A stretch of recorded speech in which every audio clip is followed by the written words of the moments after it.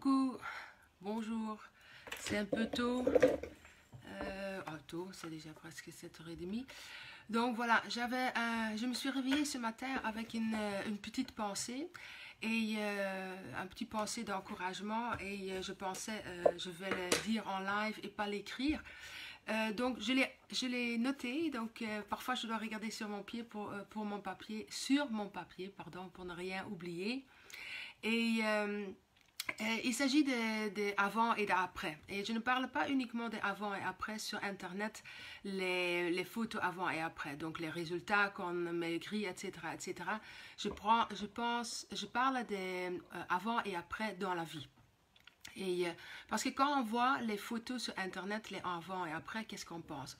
Waouh, et ça c'est bien, et cette personne a perdu beaucoup de poids, et comme elle est jolie, ou comme il est beau, etc., etc. Mais ce qui m'intéresse moi personnellement, c'est ce qu'il y a derrière. Parce que cette personne a souvent essayé de perdre du poids ou de prendre du poids, parce que ce n'est pas toujours perdre du poids qui est le plus important. Prendre du poids, c'est encore plus difficile. Mais ça à part, c'est ce qu'il y a derrière cette perte de poids ou gain de poids ou se sentir mieux ou avoir plus d'énergie. Parce que ce qu'on voit sur ces photos-là, c'est la décision que ces personnes ont prise. Donc, c'est la décision qu'ils ne voulaient plus être d'une certaine façon parce qu'ils commençaient d'être malades ou ils se sentaient fatigués ou parce qu'ils étaient dans une situation qu'ils voulaient changer. Donc, encore une fois, je ne parle pas que de perdre ou de prendre du poids. Et pour réussir à quelque chose, une perte de poids ou une situation dans la vie, il faut faire un choix. Parce que c'est ça que ces personnes-là ont fait. Ils ont fait un choix. Et ça, c'est un choix qu'on ne doit pas prendre comme ça par hasard. On peut se dire aujourd'hui, ok, moi, je vais être millionnaire. Ben, quand tu prends un choix, quand tu te dis un choix comme ça, tu peux être sûr que ça ne va pas se réaliser. Le choix doit être non seulement pris ici, mais aussi pris par le cœur. Et quand les deux sont en accord ensemble, c'est là où le magie va commencer d'arriver. Donc, par exemple, moi, avant, je me faisais énormément d'excuses pour tout. Pourquoi je n'avais pas le succès dans mon institut? Pourquoi je n'arrivais pas à perdre du poids? Pourquoi je ne réussissais pas à certains moments avec les enfants de leur faire comprendre ce que je voulais leur dire, etc., etc.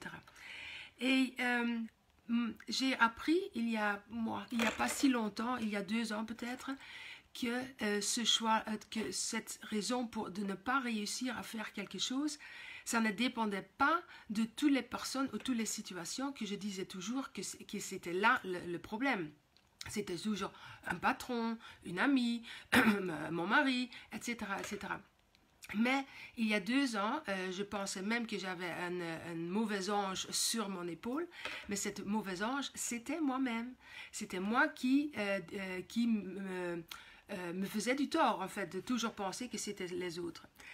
Et quand j'ai commencé de penser vraiment que c'était moi et que c'était à moi de changer quelque chose et que j'ai pris cette décision de travailler à moi-même et de changer mes valeurs, parce que ça c'est quelque chose, on peut toujours apprendre quelque chose et surtout de dépendre de moi-même et de mon intuition, parce qu'on a cette petite intuition-là et on n'en écoute pas.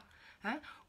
Combien de fois ça ne t'est pas arrivé que tu disais, par exemple, tu as rendez-vous avec quelqu'un et tu te dis, bon, non, j'ai pas trop envie d'y aller, et tu écoutes ton intuition et tu annules et la personne te dit, ah oui, mais c'est pas grave parce que franchement, pour moi, ça n'allait pas non plus et je suis contente que tu as annulé.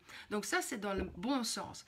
Mais combien de fois, et ça c'est plus souvent que dans l'autre sens, on sent quelque chose ou une petite voix nous dit, ne fais pas ça, n'oublie pas ça, et tu le fais quand même, et après tu as un problème, un souci ou quelque chose arrive qui n'est pas agréable.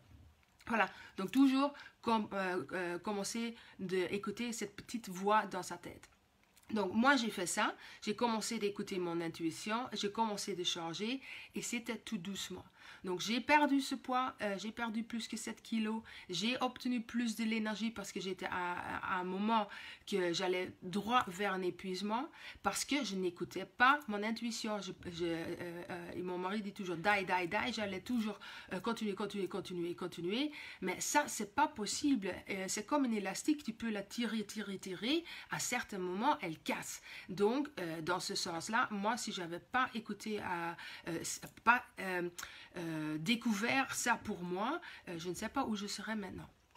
Donc j'avais plus de l'énergie et j'ai commencé à avoir plus de succès.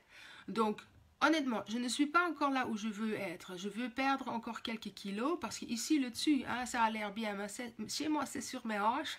Et avec mon business, ça s'est lancé, mais je ne suis pas toujours là où je veux être non plus. Mais je vais y arriver parce que ça, c'est la décision que j'ai prise.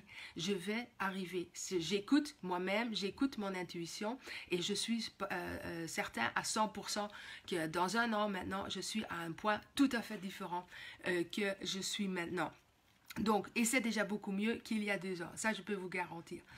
Donc, pour vous, si tu veux un changement ou même des changements, fais ton choix aujourd'hui.